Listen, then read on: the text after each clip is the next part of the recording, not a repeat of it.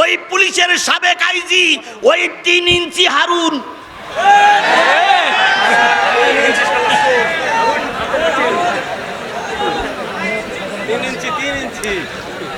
3 ইঞ্চি হারুনকে যদি মাফ করে দেওয়া হয় তাহলে এরা আগামীতে আরো অন্যায় কাজ করার সুযোগ পাবে। কথা বলেন ঠিক না ঠিক? প্রায় 10 লক্ষর মতন টাকা আমাকে দিতে হলো, তারপর আমাকে তাদের কাছ থেকে জীবন ভিক্ষা নিতে হলো। আমার বাড়ি ঘরদরগুলো ভেঙে দিল। আমার ছোট্ট বাচ্চাটা যখন এসে পুলিশের পা জড়াই ধরলো যে স্যার আমার আব্বু সারাদিন রোজা, এখন ইফতারিটা করতে দেন, এই পুলিশ নামক হায়নারা সেদিন লাথি মেরে আমার ছোট্ট বাচ্চাটারে দূরে ফেলাই দিয়েছিল। আমার মা এসে বলল, বাবা আমার ছেলেটারে নিয়ে যেও না। আমার মার গলা ধাক্কা দিয়ে মাটির পর আঘাত করে আমার মায়ের কপাল কেটে গিয়েছিল। আমার মা সেদিন কপালের ওই রক্ত ছুঁয়ে বলেছিল, আল্লাহ আমার সন্তানকে তোমার রাস্তায় কুরবানি করলাম, এর বিনিময়ে যদি এ দেশ কোরআনের দেশ হয় আমার কোনো দুঃখ নাই। জাতির কাছে জানতে চাই, আজকে অনেকে বক্তব্য দিচ্ছে, জাতির কাছে জানতে চাই এই মানুষগুলো আমরা কি অন্যায় করেছিলাম, আমাদের রক্ত ঝরাইছিলেন আপনারা, আর আজকে আপনারা মিষ্টি মিষ্টি কথা বলছেন। অবশ্যই জাতি আপনাদের চিনে রেখেছে, চিনে রাখবে। প্রাণপ্রিয় বগুড়া এবং জয়পুরহাটের মুসলমানেরা ভালো আছেন তো আপনারা? আমি যে কেমন আছি তা তো আপনারা সবাই জানেন নাকি? বিগত বছরগুলোর তুলনায় আজকে তো ভালো আছি আলহামদুলিল্লাহ। স্বাধীন দেশের স্বাধীন মানুষ আমরা নাকি? গত বছর এই সময় কথা বলতে গেলে অনেকের অনুমোদন প্রার্থনা করা লাগতো। অনেকেই আমাদেরকে এই শিবগঞ্জে আসতে দেয়নি, অনেকেই আমাদের পথে ব্যারিকেড সৃষ্টি করে রেখেছিল। কথা বলেন ঠিক না বেঠিক? সকল বাধা উপেক্ষা করে স্বাধীন দেশের স্বাধীন মানুষ হয়ে আজকে আল্লাহ পাক আপনার আমার সামনে পরিচয় করাই দিয়েছেন। এই জন্য সকলে মিলে প্রথমেই বলছি আলহামদুলিল্লাহ। শুকরিয়া আদায় করছি সেই মালিকের, যে মালিক দীর্ঘ 15-16টা বছর পর স্বাধীনভাবে আমাদের দেশে কথা বলার মতন শক্তি সামর্থ্য দান করেছেন। আজকে কয় সেপ্টেম্বর? 4 সেপ্টেম্বরে যেভাবে স্বাধীনভাবে কথা বলার পরিবেশ এসেছে, গত বছর এই দিনে আমরা এইভাবে কথা বলার মতন পরিবেশ পাইনি। কথা বলেন ঠিক না বেঠিক? তারা প্রায় বলতো আমরা পালাই না, আমাদের নেত্রী পালায় না। তারপরে কি বলতো, আমরা পালানো গ্রুপ নয়, ফখরুল সাহেব আপনার বাসায় একটু জায়গা দেবেন। তারপরে কি বলতো যে আপনার এখানে না হয় কুড়িগ্রামের বাসায় জায়গা দিয়েন, আমরা পালানো জাত নয়। স্পষ্ট করে আমরা বলতে চাই, আমাদেরকে তাড়াতে চেয়েছিল, আমরা ছিলাম, আমরাই আছি, আমরাই থাকবো। কথা বলেন ঠিক না বেঠিক? যারা আমাদেরকে তাড়াতে চেয়েছিল তারা আজকে টুপলা টুপলি বেঁধে নিয়ে পালিয়ে চলে গেছো। যে কয়জন আছো জনগণ তোমাদের হারিকেন দ্বারাই খুঁজতেছে। আজ হোক কাল হোক জনগণের আদালতে তোমাদের উপস্থিত হওয়া লাগবে। সেদিন জনগণ তোমাদের বিচার করবে। একটাও ইবলিসের বাচ্চা পালাই যেতে পারবে না, পারবে না, পারবে না।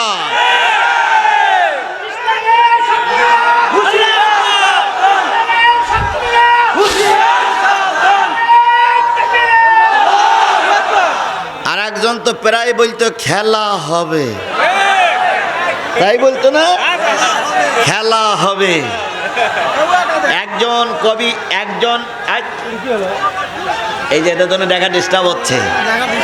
একজন কবি উপহাস করে লিখেছেন, কোথায় আওয়ামী লীগ, কোথায় কাদের কাকা, কোথায় গেল ওই জালিমের গরম গরম কথা।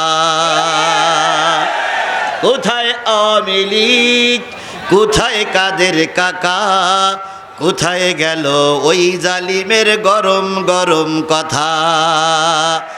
খেলা হবে, খেলা হবে, খেলা হবে, খেলা হবে, খেলা হবে বলে কাকা গেল পালাইয়া, শেখ হাসিনা পালাইছে দেশটা ছাড়িয়া,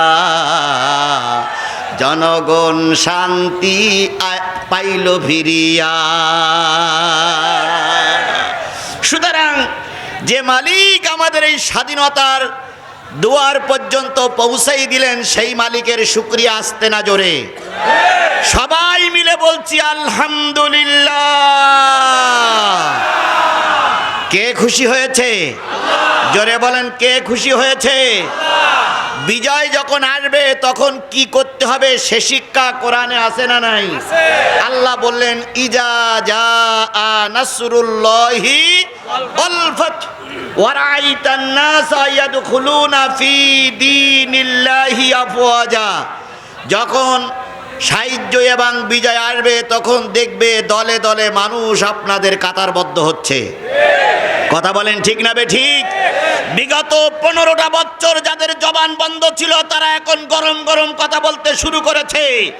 যারা বিগত 15টা বছর ময়দানে ছিল না তাদের এখন গরম কথার জ্বালায় যারা আগে ছিল তারা কোনো স্থান পাচ্ছে না। এই জন্য আল্লাহ পাক বলতেছে তারা আসবে, তখন তোমরা কি করবে? ফাসাব্বি বিহামদি। কার তসবিহ পড়বে? কার তসবিহ পড়বে? এখন অহংকারের সময় না, এখন আল্লাহর শুকরিয়া আদায় করার সময়। কথা বলেন ঠিক না বে ঠিক? বলুন তো, আল্লাহর শুকরিয়া আদায় করলে খুশি হয় কে? তাহলে আমাদের এই দিনটা যে আল্লাহ দিলেন সেই আল্লাহর শুকরিয়া আমরা করব কি করব না? আবারও বলছি আলহামদুলিল্লাহ। আল্লাহ বলতেছেন কুল লাউ কানাল বাহরু মিদাদান লিকালিমাতি রাব্বি লানাফিদাল বাহরু ক্বাবলা আন তানফাদা কালিমাতু রাব্বি ওয়ালাউ জিইনা বিমিসলিহি মাদাদা। কার কথা? কোরআন তেলাওয়াতের পরে যদি কেউ আল্লাহু আকবার বলে আল্লাহ তার জান্নাতে যাওয়ার পথ পরিবেশ করে জান্নাতে যাওয়ার পথ সুগম করে দেন। এই জন্য সবাই বলছে আলহামদুলিল্লাহ, সবাই বলছে আল্লাহু আকবার। কুল্লাউ কানাল বাহার, হে নবী আপনি বলে দিন পৃথিবীতে যত সাগর আছে, পৃথিবীতে যত নদ নদী আছে, পৃথিবীতে যত খাল বিল আছে, পৃথিবীতে যত পুকুর পুষ্করিণী আছে, সব খাল বিল সাগর নদ নদীর পানিগুলো যদি কালি হয়ে যায়, পৃথিবীতে যত দাঁড়ানো গাছ আছে সব দাঁড়ানো গাছগুলো যদি কলম হয়ে যায়, পৃথিবীতে সমান্তরাল যত জমি আছে সব জমিগুলো যদি কাগজ হয়ে যায়, দাঁড়ানো গাছ নামক কলম দিয়ে, সাগরের পানি নামক কালি দিয়ে, আর সমান্তরাল জমির উপরে কাগজ নামক জমির উপরে তোমার রবের কথা লিখতে যদি শুরু করো, লিখতে লিখতে লিখতে লিখতে একদিন সব শেষ। সাগরের পানিও যদি নিয়ে আসো সেটাও শেষ হয়ে যাবে, তবু তোমার রবের কথা লিখে শেষ করা যাবে না। সেই রব আপনার রব আমার রব। কথা বলেন ঠিক না বে ঠিক? আমরা সেই রবের সাহায্য পেয়েছি, এই জন্য সেই রবের আবারও শুকরিয়া আদায় করছি আলহামদুলিল্লাহ। সর্বকালের সর্বশ্রেষ্ঠ মহামানব, যার আদর্শে আদর্শিত হয়ে আমি নিজেকে উম্মত বলে দাবি করি, যার আদর্শ আমার মাথায়, যার আদর্শ আমার মুখে, যার আদর্শ আমার গায়ে, সেই নবীর নামে দুরূদ আর সালাম সবাই মিলে বলছি সাল্লাল্লাহু আলাইহি ওয়াসাল্লাম। বন্ধুগণ, অনেক কষ্ট করে আপনারা বসে আছেন কাদার উপরে। আপনাদের সঙ্গে আমি যদি বসতে পারতাম তাহলে আমি নিজেকে ধন্য মনে করতাম, কিন্তু আপনারা বসে আছেন কাদার উপরে, খুব কষ্ট লাগতেছে। এই কষ্ট করে এসেছি আমরা কি শোনার জন্য? সবাই মিলে বলুন, কি শোনার জন্য এসেছি? আমরা কোরআন শুনতে চাই, কোরআন জানতে চাই, কোরআন বুঝতে চাই, কোরআন নিয়ে নিজের জীবন গঠন করতে চাই। কথা বলুন ঠিক না বে ঠিক? তাহলে কোরআন শুনবো আমরা। আপনারা সবাই কি কোরআন শুনতে রাজি আছেন? কোরআন এমন একটা জিনিস যেখানেই থাকে সেখানেই মানুষ ছুটে যায়। এখানে আজিজুল ইসলাম জিহাদির কোনো আকর্ষণ নাই, এখানে কোনো বক্তার কোনো আকর্ষণ নাই। সব আকর্ষণ কিসের? সবাই মিলে বলুন, সব আকর্ষণ কিসের? আল্লাহর কসম, আল্লামা সাঈদী বলতেন, আল্লামা সাঈদীর কোনো আকর্ষণ নয়, সব আকর্ষণ আল্লাহর কোরআনের। আজকে জাতি বড় হতভাগ, সব কিছু আছে, আল্লামা সাঈদী নাই। আল্লামা সাঈদী যদি আজকে বেঁচে থাকতেন তিনি বিরাট খুশি হয়ে যেতেন। কি কথা বলেন? তিনি খুশি হতেন। তার জীবনের সবচেয়ে বড় সাধনা ছিল আল্লাহর কোরআন দিয়ে দেশ চলুক। তবে তিনি একটা কথা বলেছিলেন, তিনি কয়েকটা কথা বলেছিলেন, উত্তর গগনে কালো মেঘ জমেছে। কিভাবে যে আল্লাহর ওলি বলেছিলেন আল্লাহই ভালো জানে। আমি বুঝতে পারি না, এখনো বুঝতে পারি না যে তিনি কিভাবে স্বপ্নদ্রষ্টা হয়েছিলেন, কিভাবে বলেছিলেন উত্তর গগনে কালো মেঘ জমেছে, ঝড়ের পূর্বাভাস লক্ষ্য করছি। যদি শক্ত হাতে মোকাবেলা করতে না পারো, এমন আমাবস্যার গাঢ় কালো আধার নামবে যার সবে সাদেক অসম্ভব। কথাটা কি হাড়ে হাড়ে সত্য পরিণত হয়েছিল? আমরা হাজারো চেষ্টা করে এই জালেমদের মোকাবেলা করতে পারিনি। কথা বলেন ঠিক না বেঠিক? আমরা 4 তারিখ পর্যন্ত বুঝেছিলাম যে এই জালেমদের হটানো সম্ভব নয়। 5 তারিখ সকালবেলা যেদিন ওনারা চলে গেছে সেদিন আমি ছিলাম সমাবেশে, ছাত্র জনতার সমাবেশে আমি নিজে উপস্থিত ছিলাম। সেদিনও আমাকে বক্তৃতা করতে বলা হয়েছিল, কিন্তু আমার সংগঠনের নেতৃবৃন্দ বলল যে আপনি সামনে যাইয়েন না, গিলি বসবে, যেটা মনে হয় দলীয় কোনো প্ল্যাটফর্মে হচ্ছে। আমাকে সামনে যেতে দেওয়া হলো না। ওই দিন আমরা বুঝেছিলাম আজকের ভিতরে এই পেতনির বাচ্চা পেতনি টোপলা টুপলি গোছাতে বাধ্য হবে। গেল তাই, কিন্তু উনি বলেছিলেন অবশ্যই কালো রাত আসবে। আমরা 15টা বছর সেই রাত পার করেছি। কথা বলেন ঠিক না বেঠিক? 15 বছরের ভিতরে এমনও লোক আছে যারা রাতে একদিনও পর্যন্ত ঘরে ঘুমাতে পারেনি। অনেকের বাড়ি ঘরদোর ভেঙে তছনছ করা হয়েছে। আমি গুনাহগার, আপনি আমার এলাকায় যেয়ে খোঁজ নিয়ে দেখবেন আমাকে 5 দিন রিমান্ডে রাখা হয়েছিল। কি অপরাধ করেছিলাম আমরা? 5 দিনের ভিতরে আমার এই চোখ শুধুমাত্র উজু করার সময় ছাড়া খোলা হয়নি। যদি 2 হাত খুলে দিতে 1 হাত খুলে দিয়ে চেয়ারের সঙ্গে বেঞ্চের সঙ্গে বেঁধে রাখতো। 5টা দিনের পরে তারা টাকার লেনদেন শুরু করলো। পরিবারের সঙ্গে টাকার লেনদেন করে প্রায় 10 লক্ষর মতন টাকা আমাকে দিতে হলো। তারপর আমাকে তাদের কাছ থেকে জীবন ভিক্ষা নিতে হলো। আমার বাড়ি ঘরদোরগুলো ভেঙে দিল। আমার ছোট্ট বাচ্চাটা যখন এসে পুলিশের পা জড়াই ধরলো যে স্যার আমার আব্বু সারাদিন রোজা, এখন ইফতারিটা করতে দেন, এই পুলিশ নামক হায়নারা সেদিন লাথি মেরে আমার ছোট্ট বাচ্চাটারে দূরে ফেলাই দিয়েছিল।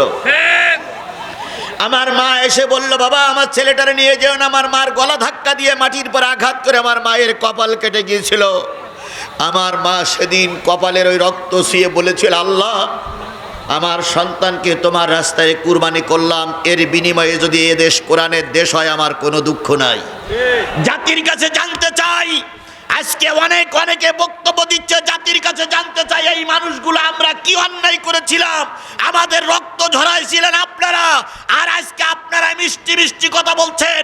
অবশ্যই জাতি আপনাদের চিনে রেখেছে, চিনে রাখবে। কোন অপরাধ করিনি তবু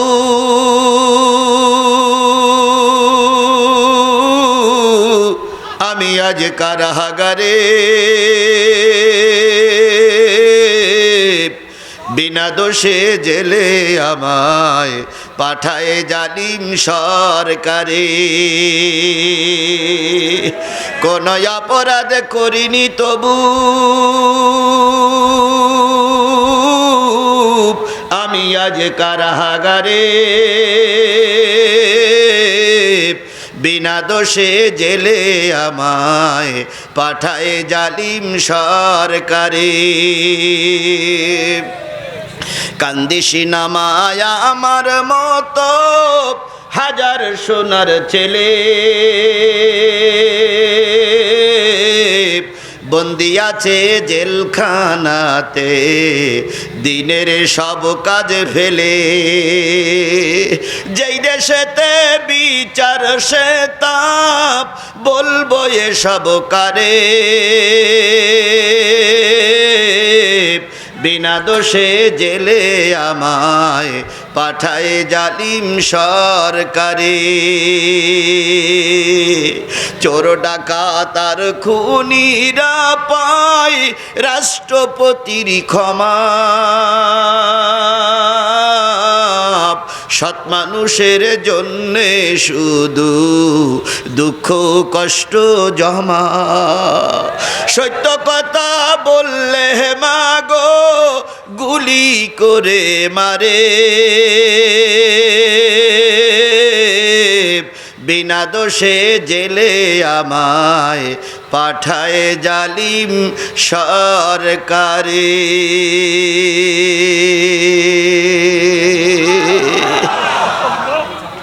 যে কথাগুলো বললাম কথাটা ঠিক না বেঠিক?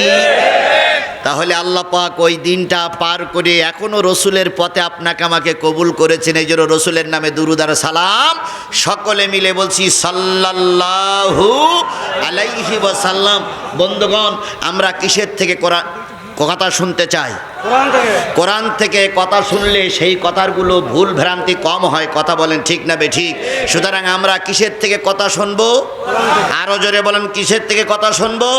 আল্লাহ বলতেছেন ওয়াইদা কুরিয়াল কোরআন ফাসতামিউ লাহু ওয়া আনসিতু লাআল্লাকুম তুরহামুন। যখন তোমাদের সামনে কোরআন পড়া হবে, কোরআন থেকে আলোচনা করা হবে, সেগুলো তোমরা চুপচাপ শোনো। কি করে শুনতে হবে? চুপচাপ বসে বসে শুনতে হবে। আমি আজকে বসার জন্য খুব বেশি অনুরোধ করব না, কারণ কাদা। এখানে আমি যখন আসলাম কাদার পথে হেঁটে এসেছি, এই লক্ষাধিক জনতা কোথায় বসবে? এই জন্য বসার জন্য অনুরোধ করব না। শুধু এতটুকু বলি, যে যা আছি দাঁড়াই দাঁড়াই শুনি ইনশাআল্লাহ লাআল্লাকুম তুরহামুন। যদি আল্লাহর কোরআন তোমরা শোনো, আল্লাহ পাক তোমাদের রহমত দিয়ে ভরে দেবে। আমাদের রহমতের দরকার আছে না নাই? আরও জোরে বলেন, রহমতের দরকার আছে না নাই? বন্ধুগণ, দেশ বিজয় হয়ে গেছে বলে মনে করো না আমরা অনেক কিছু হয়ে গেছি। আল্লাহর রহমত না হলে টিকতে পারবা না। অনেক যুদ্ধে সাহাবীরা বেশি ছিল, তারপরে কাজ হয় নাই। আবার অনেক যুদ্ধ অল্প সংখ্যক সাহাবী ছিল, আল্লাহ পাক বিজয় দান করেছে। এই জন্য ক্ষমতার বলে বিজয় হয় না, লোকবল দিয়ে বিজয় হয় না, বিদেশি সাহায্য নিয়ে বিজয় হয় না। বিজয় দিতে গেলে আল্লাহর মদদ লাগে। এই জন্য সাহায্য চাইব কার কাছে? আরও জোরে বলেন, সাহায্য চাইব কার হাতে? তাহলে আমাদের রহমতের দরকার আছে না নাই? সুতরাং যাদের রহমতের দরকার তারা যে যেখানে আছেন, মোনাজাত শেষ না হওয়া পর্যন্ত যাওয়া যাবে না। আচ্ছা, আমি যে অনেকদিন পরে আপনাদের কাছে আসলাম, আমারে ফেলাই রেখে চলে যাবেন কারা কারা? হাত তোলেন তো। আমার ফেলাই রেখে কেউ চলে যাবেন না? বুঝে শুনে অবদা করেন। আপনারা কি আমারে রেখে চলে যাবেন? জোরে বলেন, ফেলাই রেখে চলে যাবেন? তাহলে আপনি যখন যাবে, আমি যখন যাব, আপনিও তখন যাবেন। রাজি আছেন না? রাজি আছেন না? রাজি আছেন না? আমার ভাইয়েরা চলুন সামনে যাই। আল্লাহ রাব্বুল আলামিন বলতেছেন ওয়ালাকাদ জারানা লি জাহান্নামা কাসীরাম মিনাল জিন্নি ওয়াল ইনস লাহুম কুলুবুন লা ইয়াফকাহুনা বিহা। মানুষ আর জিনের ভিতর থেকে কিছু সংখ্যক মানুষকে আমি জাহান্নামের ভিতরে ঢুকিয়ে দেব। যারা জাহান্নামের ভিতরে ঢুকবে তাদের এক নম্বর দোষ হচ্ছে লাহুম কুলুবুন লা ইয়াফকাহুনা বিহা। তাদের অন্তর আছে কিন্তু অন্তরে জায়গা নাই। কিসের জায়গা নাই? আরো জোরে বলেন, কিসের জায়গা নাই? তাহলে এই কোরআনের মাহফিল যার ভালো লাগে না, লাগতেছে না, বুঝতে হবে তোমার অন্তরটা জাহান্নামের অন্তর হয়ে গেছে। এই জন্য সবাই কোরআন ভালো লাগে, তোমার ভালো লাগে না। সুতরাং আজকের এই কোরআনের মাহফিলে যদি ভালো না লাগে, তাহলে বুঝতে হবে জাহান্নামের অন্তর তৈরি হয়ে গেছে। লাহুম কুলুবুন লা ইয়াফকাহুনা বিহা ওয়া লাহুম আয়ুনুন লা ইউবসিরুনা বিহা। তাদের চোখ আছে কিন্তু চোখ দিয়ে তারা দেখে না, দেখবে না। কি দেখে না? কি দেখবে না? কোরআন দেখে না, কোরআন দেখবে না। কোরআনওয়ালাদেরও দেখে না। কোরআনওয়ালা দেখলে ওদের সহ্য হয় না। এমন লোক আমার সমাজে আছে না নাই? আরো জোরে বলেন, আছে না নাই? অতীতের যারা সরকার ছিল তারা সব কিছু মেনে নিতে পারত, কিন্তু কোরআন মেনে নিতে পারত না। শিবগঞ্জ আমার একটা মাহফিল ছিল, এখান থেকে কয়েক বছর আগে। কিছু লোক শিবগঞ্জের মাটিতে আমার বিরুদ্ধে মিছিল করেছিল, জিহাদির আসতে দেওয়া হবে না। সে যাই হোক, যে দলের লোক হোক, তারা মিছিল করেছিল না? আচ্ছা বলেন তো ভাই, তারা আপনারা বেশি আছেন এখনো? বেশি আছে তো, বেশি আছেন। তা আমি তো আসছি। তারা পালাক, এটা আমরা চাই না। আমিরে জামাত সাধারণ ঘোষণা করেছে, এর মানে এই না যে আপনারা মাপ পেয়ে গেলেন, এর মানে এই না আপনারা মাপ পেয়ে গেলেন। যদি এদের সবাইকে মাফ করা হয় তাহলে আল্লাহ এবং রসুলের সঙ্গে হয়তো কোনো না কোনো অবস্থায় গাদ্দারি করা হবে। আল্লাহ রসুল মক্কা বিজয়ের পরে সাধারণ ক্ষমা করেছিলেন, কিন্তু কিছু লোককে মাফ করেন নাই, কিছু লোককে মাফ করেন নাই। সুতরাং আজকের এই সমাবেশ থেকে স্পষ্ট ঘোষণা করতে চাই, সবাই মাপ পাবেন না। সবাই মাপ করলে সমাজ চলবে না, কথা বলেন ঠিক না ঠিক? সুতরাং কিছু লোককে বিচারের আওতায় আনা হবে। যারা আমাদের মাহফিলগুলো বন্ধ করেছিলেন, যারা আমাদের নেতাদের ঘরে থাকতে দেন নাই, যারা মিথ্যা মামলা দিয়ে আমাদেরকে গৃহশূন্য করেছেন, যারা আমার সন্তানকে হত্যা করে আমার কাঁধে আমার সন্তানের লাশ তুলেছিলেন, তারা বগলে তারা গোপে তেল মাখাবেন আর আমরা আঙুল চুষবো। ও শনিবার অনেক আগেই পাল্টে গেছে। যদি ফিরে আসো আলহামদুলিল্লাহ, নতুবা জনগণ ওপেনলি খোলা ময়দানে তোমাদের বিচার করবে। ইসলাম প্রতিশোধে বিশ্বাস করে না। ইসলাম বিরোধীদের ক্ষমা করার, ইসলাম বিরোধীদের তওবা করার সুযোগ দেয়। আমরা সেই সুযোগটা দিয়েছি বলে এই কথা মনে করিও না যে তোমরা অনেক কিছু হয়ে গেলেন। না, এর মানে এই নয় সবাইকে ঢালুভাবে মাফ করার কোনো সুযোগ নাই। যে যা করেছো জনতার আদালতে, কোর্ট কাছারির মাধ্যমে তাদের বিচার হবে। আচ্ছা বলুন তো, সবাইকে মাফ করে দিলাম, তাহলে হেফাজতের ময়দানে যারা গুলি করে মারলো তারা কোথায় যাবে? এরপরে এই বিগত 5ই আগস্টের আগে যারা গুলি করে সাধারণ জনতা, ছাত্ররে প্রায় 1000 মানুষকে মেরে দিলেন, তাদেরকে যদি মাফ করি তাহলে ওই লোকগুলো, তাদের যারা মারা গেছে তারা নিশ্চয়ই তার পরিবার এবং তারা কষ্ট পাবে। কথা বলেন ঠিক না ঠিক? সুতরাং মাপ পাবে তারাই যারা সমাজে কোনো অন্যায় কাজ করেনি, সাধারণ কর্মী ছিল, তারাই মাপ পাবে। ওই পুলিশের সাবেক আইজি, ওই 3 ইঞ্চি হারুন,